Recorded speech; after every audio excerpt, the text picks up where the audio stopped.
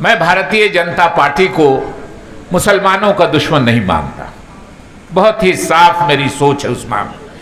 मैं भारतीय जनता पार्टी को, ये मैं आज नहीं कहता, जमात अहले हदीस की मीटिंग थी दिल्ली में, 50,000 से ज़्यादा जमात इस्लामी के, जमात अहले हदीस के रुकन थे और मुझको ले गए थे मिनिस्टर की हैसियत से।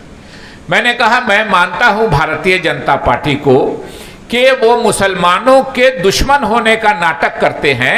असल में वो दुश्मन है इस मुल्क के हिंदू समाज के, जिनको बेवकूफ़ बना के वो वोट लेना चाहते हैं। मुसलमानों को बलि के बकरे की तरह इस्तेमाल करते हैं। कैसे वो इस्तेमाल करते हैं ये मैं आपको बताता हूँ। पुराने ज़माने में शेर का शिकार होता था, आजकल सरकार ने बंद कर दिया है। शिकारी मंच पे बंदूक और राइफल लेके बैठता था और मचान के नीचे एक बकरी बांध देता था।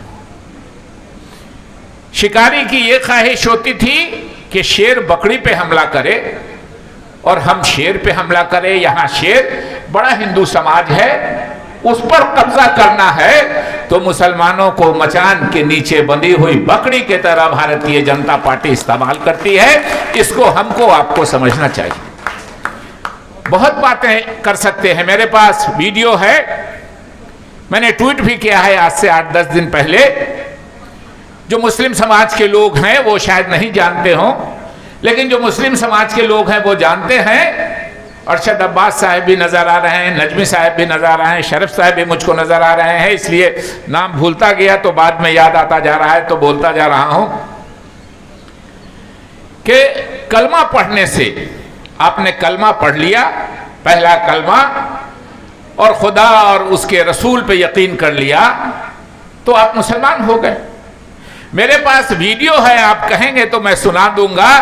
मोदी जी कलमा पढ़ रहे हैं आज से मुहर्रम के दिन, मैंने ट्वीट किया है, ठीक मुहर्रम के दिन नरेंद्र मोदी जी कलमा पढ़ रहे हैं। क्यों पढ़ रहे हैं? वो मुसलमान तो नहीं हो गए, वो गए हैं उस तबके को, मुसलमानों में भी जो बंटवारा हो सके, और अगर बंटवारा करके हम किसी को अपने शामिल कर सके, ये बंटवारे की सियासत करते हैं। मैं एक बात बहुत गौर से, और मैं चाहता हूं कि हिंदुस्तान भर में इसको बोला जाए। शकील खान साहब यहां बैठे हैं, हम लोगों की अक्सर बातचीत होती है। इस मुल्क पे जरा गौर कीजिए, भारतीय जनता पार्टी आरएसएस वालों का क्या कैरेक्टर रहा है, क्या चरित्र रहा है, जरा इस पे गौर कीजिए।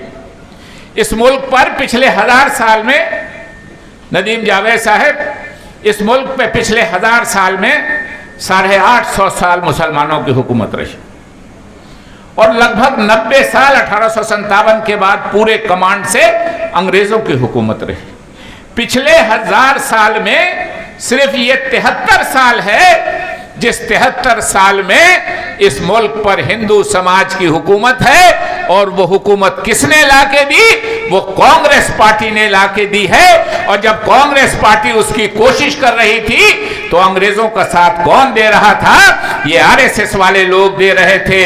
कहते हैं कभी कभी भारतीय जनता पार्टी के लोग, कांग्रेस पार्टी हिंदू समाज के लोगों की नहीं, हिंदुस्तानियों की सरकार लाने की कोशिश कर रही थी। लेकिन अगर हिंदुस्तान में जमहूरियत है और जमहूरियत में जो अक्सरियत में है उसकी हुकूमत होगी, तो हिंदुस्तान में 80% हिंदू समाज के लोग हैं, तो कांग्रेस पार्टी हिंदुस्तानियों की हुकूमत ला रही थी। पिछले 1000 साल में यही 73 साल है जिस पर इस मुल्क पर हिंदू समाज की इसका हुकूमत है, अक्सरियत वो है। और जब कांग्रेस पार्टी हिंदू समाज की हुकूमत लाने की कोशिश कर रही थी तो उसका विरोध आरएसएस के लोग कर रहे थे। भारत छोड़ो तहरीक में हम आप सब जानते हैं आरएसएस के लोग अंग्रेजों के साथ थे, इसलिए हमको आपको पहचानना चाहिए कि ये भारतीय जनता, मेरे साथियों से मेरी मुखालफत है, वो कहते हैं हिंदुत्व की बात करते हैं, ये इतने शरीफ नहीं है, ये धोखेबाज हैं, ये हिंदू समाज को धोखा देना चाहते हैं। मुसलमानों का एक तबका मिल गया तो मोदी जी कलमा भी पढ़ ले रहे हैं, इसलिए कि उसमें भी वो बंटवारा करा के अपनी सियासत के लिए वोट लेना चाहते हैं। इसलिए पहचानिए ऐसे लोगों को।